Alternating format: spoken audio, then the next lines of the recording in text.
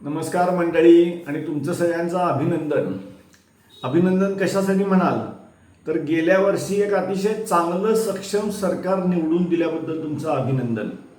आज 5 नोव्हेंबर 2024ला आदरणीय देवेंद्रजींनी पुन्हा एकदा मुख्यमंत्री पदाची शपथ घेतली आणि उपमुख्यमंत्री माननीय एकनाथजी शिंदे आणि अजितदादा पवार यांच्या साथीनं गेल्या 1 वर्षामध्ये या सरकारनं प्रचंड मोठ्या प्रमाणावर महाराष्ट्राच्या विकासाचा वेग वाढवलेला आहे. आपल्याला हे खोटं वाटेल पण प्रत्यक्षात आज काही मोठ्या वृत्तपत्रांनी केलेल्या सर्वेक्षणामध्ये हे सिद्ध झालेलं आहे की या महाराष्ट्रातली 60% जास्त जनता ही या सरकारच्या कारभारावर समाधानी आहे. जनतेने एका अर्थानं पोचपावती दिलेली आहे. आपण अनेक गोष्टी ह्या आजूबाजूला आज बघतो आहोत महाराष्ट्रात घडताना.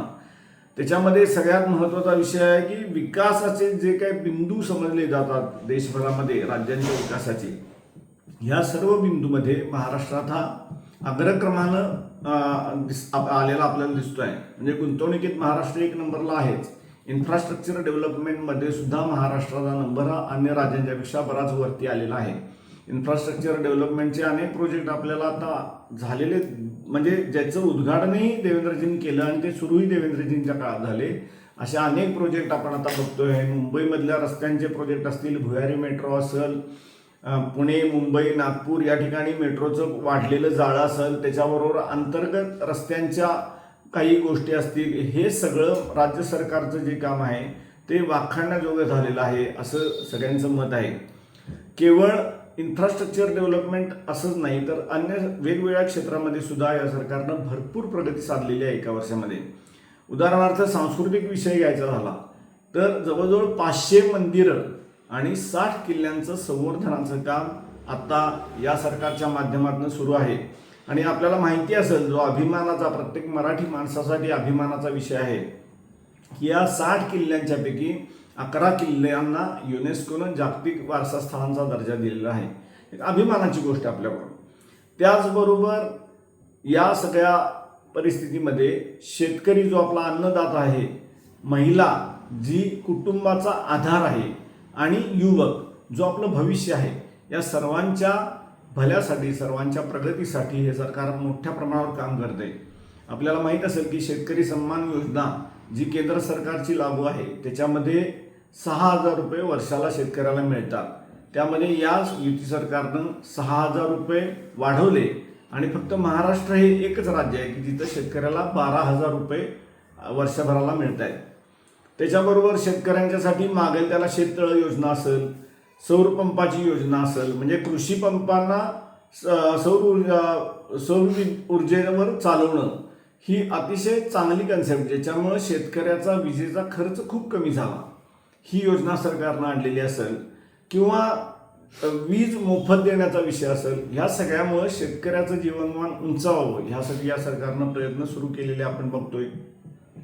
दुसऱ्या बाजूला महिलांच्यासाठी लाडकी बहीणसारखी योजना की गरजू महिलांना महिन्याला 1,500 रुपये हे सरकार देते. जवळजवळ 2.5 कोटी महिला याच्या लाभार्थी आहेत आणि आज त्यांच्यामुळं त्यांच्या कुटुंबामध्ये त्यांचा सन्मान वाढलेला आपण बघतोय.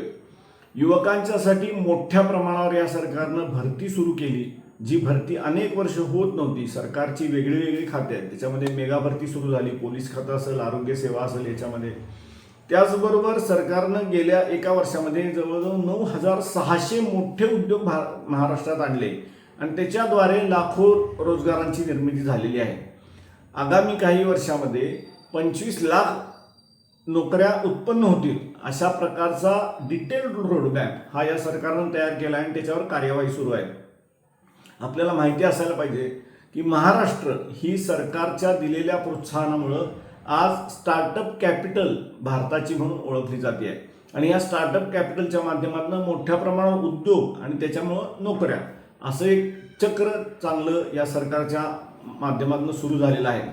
त्याचबरोबर या सरकारनं सुरू केलेला एक युनिक प्रोजेक्ट आहे तो म्हणजे कौशल्य विकास कार्यक्रम. या कौशल्य विकास कार्यक्रमाअंतर्गत अनेक तरुण आज महाराष्ट्रभर सगळीकडे प्रशिक्षण केंद्रामध्ये आपला कौशल्य विकास करून घेत आहेत आणि त्यांच्या भविष्याच्या वाटचालीमध्ये त्याचा त्यांना उपयोग नक्कीच होणार आहे. आता हे ठळक मुद्दे या सगळ्या सरकारच्या कामगिरीचे आहेत आणि सरकारनं यातले बरेचसे विषय हे आपल्या वचननाम्यामध्ये घेतलेले होते. त्यामुळं वर्षपूर्ती बरोबरच सरकारची वचनपूर्ती आहे. आता कोल्हापूरकरांनो, ही वचनपूर्ती जर तुम्हाला कोल्हापुरात पाहायची असली तर या मागच्या वर्षीच्या निकालाची पुनरावृत्ती तुम्हाला महानगरपालिकेमध्ये करावी लागेल असं आपल्याला आव्हान करतो. पुन्हा एकदा आपलं अभिनंदन करतो आणि थांबतो. धन्यवाद.